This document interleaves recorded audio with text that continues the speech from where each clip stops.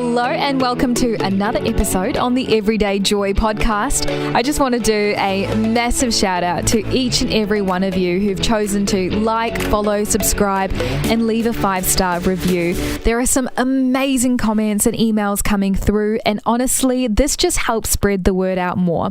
So whether you've been listening since day one or today is your first episode, I would love for you to be part of the Everyday Joy community. Let's get into today's verse. If you are sensible, you will control your temper. When someone wrongs you, it is a great virtue to ignore it. That is the Good News translation of Proverbs 19, verse 11. Now, today we are talking about controlling your temper.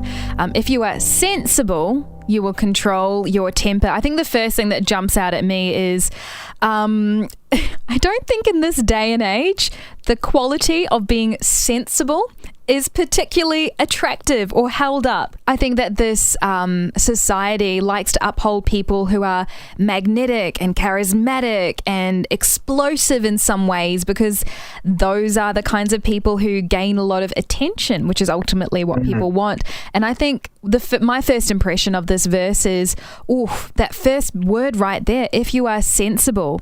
We've got to ask ourselves, or I've got to ask myself, the Bible obviously deems being sensible as an amazing quality. Maybe I need to change the way I see sensibility as a quality myself. So those are my first impressions. What about you, George? First impression for me is that, wow, this is quite countercultural. I mean, have you ever been on Facebook? Sometimes it seems hard to believe that controlling your temper is a virtue. If you go on social media these days, and I'm particularly thinking like anything related to politics, it seems that not controlling your temper is held up as a virtue almost today. Yeah, and that second bit of the verse especially, it is a great virtue to ignore it. I think there's something in me that says, but I don't see any of that. It's almost like the opposite message. When someone wrongs you, pick up your axe, and go fight for the cause. Yeah. So this, you're right. This proverb is countercultural. It might even seem a little bit, I don't know, maybe to you listening, you're like, what, really? That's in the Bible? It says when someone wrongs you, it's a great virtue to ignore it. So I'm looking forward to unpacking this one with you today, George. What does this verse tell you about who God is or what matters to him? Well, I think it's sort of back to what we were talking about a few days ago when we had another verse from the book of Proverbs. We were chatting in that episode about the importance of wisdom, and how in Proverbs it's like wisdom, and how God wants us to, he invites us to live wisely. And if you think about the book of Proverbs, there's quite a significant overlap between living wisely and having self-control. So if you want to have a wise life, well, wisdom looks like not doing certain things. And one of those things is losing our temper. So I think the idea for me is that God wants me to control my temper because he wants me to live wisely. Yeah, that's true. It's very hard to make good decisions when you're angry. And maybe that's what the second half of the verse talks about. When someone wrongs you, it's a great virtue to ignore it. I'm not a Bible scholar, but maybe that part says when someone's mad at you and they're angry, that's not the best time to engage with them. Maybe it's best to just get some distance and let them cool down. And when emotions are a little bit more manageable, then have the conversation. How has this verse come alive in your world, George? So this is 20 years ago. This is like when I was a teenager, right? Because I'm in my mid-30s now. And we've been talking about this idea of controlling your temper, but wow, that was not me in those days. I used to get very easily frustrated, and I honestly didn't have much of the self-control thing.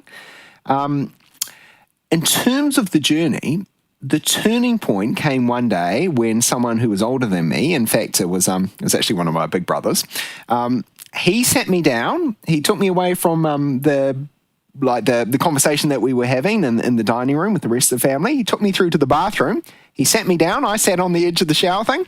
And he was pretty honest about how he thought I needed to grow up in this regard. And even now, think of it, and it's not a lot of fun. Did not particularly appreciate my big brother saying that, but it was actually what I needed to hear. And it wasn't just what I needed to hear in terms of like now I can look back and say, oh, I'm grateful for that conversation. You know, it was one of those chats that at the time I knew he was right. I needed to hear it even then. Now, it wasn't particularly easy to take on boards, but I think it was so important for me. And the specific thing he said, which I remember very clearly, even though it was like 2 decades ago, was that he compared me to a fictional character. Now, I don't know if people listening to your podcast are Harry Potter fans or not, Joy, but if you are a Harry Potter reader, then you know what Harry's cousin, Dudley Dursley, is like. Oh, no one wants to be a Dudley. Now, Dudley doesn't come across as a great chap, right? We can say that much. My big brother, in that conversation in the bathroom that day, he said that I was being a Dudley Dursley. No. And my goodness, it hurt. Partly because I'm a massive Harry Potter fan, so I took that very personally. But, you know, effectively, he called me out on my behaviour, and I'm glad that he did, because he was right. And ever since then, I think and I hope that I have been a lot less of a Dudley Dursley in my life. And, honestly, seriously, I think by the grace of God, I'm hopefully a lot more inclined to control my temper these days. But that was not the case. And I sort of shudder to think if I'd kept going without that conversation, what I might be like now. Yeah, and for those of you who don't really follow the Harry Potter stories, Dudley Dursley effectively is a very spoiled, sorry, no offense to you, George, but Dudley Dursley is an only child. He's incredibly entitled. He's petulant. He gets really upset when he doesn't get his own way, and he really enjoys making Harry's life difficult. So he's not the kind of person you want to be compared to, but it sounded like that was the push you needed to sort it out, I guess. Like, absolutely, I'm so glad that it's something that's in the past for you. But, you know, for that person right now, George, who is struggling with their temper and they're not quite sure where to start in that whole process, what would be your thought or encouragement for them? Well, apart from reading Harry Potter and seeing the lesson in that, I think I would seriously, just with everything really, encourage them to take it to God. Ask for God's help with this and be totally honest with Him.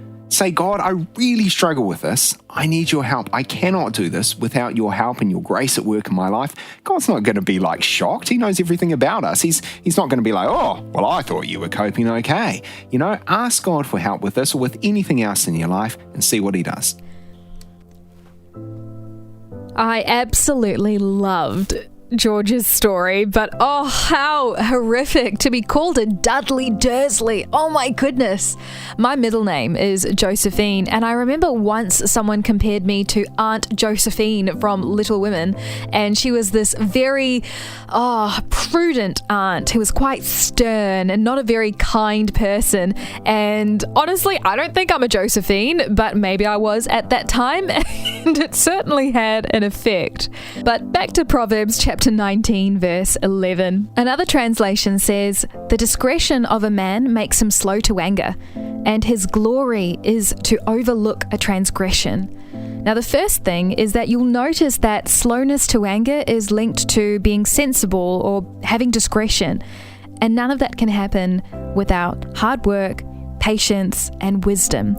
So if this is an area you need to develop, it's not going to happen overnight. You're going to have to work at it like you work a muscle. The good news, though, is that you can grow in this area, and God is there to help you. Now, the second half of the verse talks about those who choose to overlook a transgression, or in this translation, the glory is around overlooking a transgression. Now, what does that mean? Essentially, it's this idea that a wise man or a wise woman knows that because God has forgiven them so much, and they're so aware of how good God is despite their own lack, they carry that into their other relationships. So they don't act like they've got to hold absolutely everyone accountable for every transgression. They know when to overlook it because they can trust God to deal with that. And they can also extend grace and forgiveness. I guess it's this idea that you're able to just shrug off hypersensitivity or just shrug off offense if it's not necessary for growth. Now, I guess there is the other side of it as well. There might come a time when you have to address issues. There might come a time when you can no longer overlook things. But life is a balance, and wisdom has to be exercised in all situations. And if it sounds like a lot to deal with, it is. But that's why we have God. Doing life on our own, trying to do things in our own strength, in our own wisdom, doesn't really get us anywhere. God invites us to partner with Him, to lean on Him, to live life with Him. Proverbs chapter 19, verse 11. If you are sensible, you will control your temper. When someone wrongs you, it's a great virtue to ignore it. Well, that wraps up today's episode on the Everyday Joy podcast. Cannot wait. Catch up next time.